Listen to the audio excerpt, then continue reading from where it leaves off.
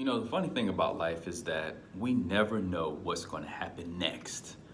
You never know how close you are to where God wants you to be. And He is building you now for where He wants you to be. But you never know when your number is going to be called for you to be elevated next. Like we can look at our lives, we can look at where we are right now, we can feel sorry for ourselves, we can be accepting of where we are, like, this is just the best that it is for me.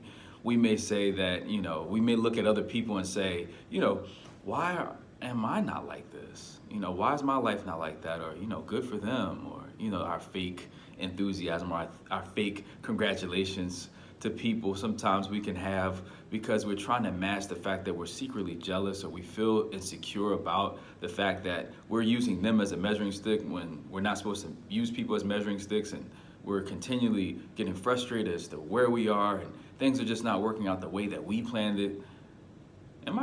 Anybody can relate to what's going on, what I'm saying? Am I the only one that's ever felt this way? Am I the only one that still deals with this from time to time? I think not. But what comes to my mind was one time I was watching the movie Life, and in Life, Martin Lawrence and Eddie Murphy, they played two guys, they were two bootleggers back in the 30s that ended up being framed by a white police officer of a murder that they didn't commit, and they ended up receiving a life sentence.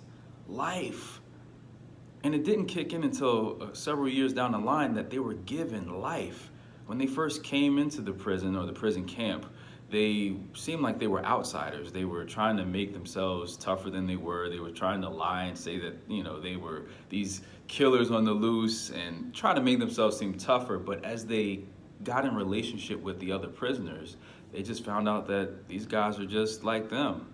And they began to assume the identity of a prisoner.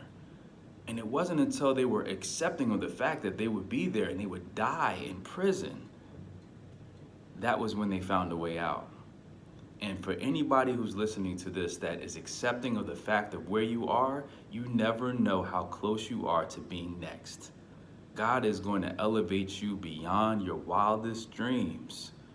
But you cannot, and I repeat, cannot, become stagnant of where you are by looking at other people, by soaking in your pain, by continually replaying the things that happened in your past. There's an identity that you're assuming right now that may not be the identity that God has for you.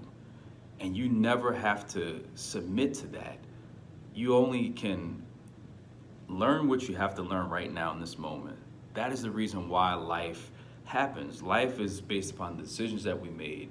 And based upon the decisions that we've made, we have to go through a particular process. There's a straight way to get anywhere. But if we punch in our GPS, if there's traffic, if there's something that may have come up, we may have to make two lefts and then make a right, and then we may have to hit a detour and then, wait, I was looking at my phone or I was listening to the song was really good, I missed my turn. Now I'm gonna keep going straight. That's the way our life is. Life is that way. But we have to continually seek God in all that we do. And even in seeking God with all that we do, in all that we do, we still are susceptible to messing up because deep down inside, we may have our own preconceived way of where we're trying to go or where we feel like we need to be going. And that conflicts with what God needs us or wants us to go for Him. And even in those mess ups, even in those mistakes, even in those times that you feel as though, man, I think I messed up. This is my life sentence. I am in this for life. I'm trying to tell you, you never know how close you are to where God wants you to be, where He's going to elevate you, where He's going to expand you, where He's going to allow you to be of a great influence or a great help to somebody. We can't give up because He may call you next.